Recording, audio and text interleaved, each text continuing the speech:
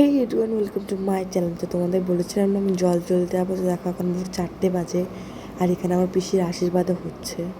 আশীর্বাদ না, যে যে রিচুয়াল হয় দধিকর্মা আর কী বিদ্ধি সিদ্ধি ওটা হচ্ছে। আর এখানে দেখো সবাই পুরো পুরো ঘুমাচ্ছে, কেবল আমি ছাড়া। তো দেখো এখানে অনেকেই রেডি হয়ে গেছে, আর আমার পিসিরাও যাবে। আর গায়ে হলুদ থেকে শুরু করে বিয়ের ব্লগ কিন্তু আজকের মধ্যেই আছে, আর আমি আজকেই পোস্ট করব। আর এখানে দেখো খাওয়া দাওয়া হবে, সেটাও পোস্ট করব।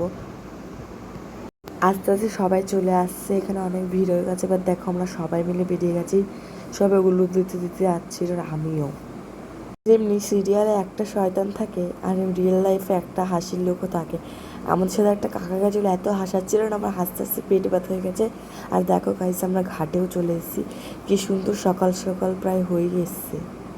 আর এই ঘাটে কিন্তু সব রকম ঠাকুর বিসর্জন করে, দুর্গা ঠাকুর থেকে শুরু করে নানান ঠাকুর। আমাদের আগে একটা ঠাকুর ভাসান দিয়ে গেছে, মানে কালকে যখন আমরা ঘাটকে নিমন্ত্রণ করতেছিলাম তখন কি একটা মনসা নাকি একটা ঠাকুর মানে বিসর্জন দিয়ে গেছে। এবার এখানে আশীর্বাদও শুরু হয়ে গেল, জলকে নিমন্ত্রণ করছে, জলের আবদার নিল। এবার কী রিচুয়াল আছে, ছুরি দিয়ে নাকি জল কাটতে হয়, এটাই তো দেখছিলাম। আর কি মুখে মুখে বলতে হয় কার বিয়ে কী বিয়ে বৃত্তান্ত। ওই দেখো ছুরি দিয়ে জল কাটছে। এবার দেখো কী রিচুয়াল বানাচ্ছে। এবার ঘটের থেকে জল তুলে না, একটা বড় ঘট আছে, ওটা হলো দুপুর 12টার সময় যাবে। এটা প্রথমে কাক ডাকার আগেই জলটা নিতে হয়। তো দেখো কত সকাল হয়ে গেছে, প্রায় সুন্দর লাগছে। এটা কিন্তু চটকার পুকুর। প্রায় সব নিয়ম কিন্তু কমপ্লিট হয়ে গেছে। আর এখানে দেখো ঘট নিয়ে যাচ্ছে আমার মা, সব 3টে বউকে একটা একটা করে হাতে ঘট দিতে হবে। আমাদের মধ্যগ্রামটা কিন্তু ভালোই, দেখো যেমন সকাল হলো আর আমাদের বডিগার্ডও বেরিয়ে গেল।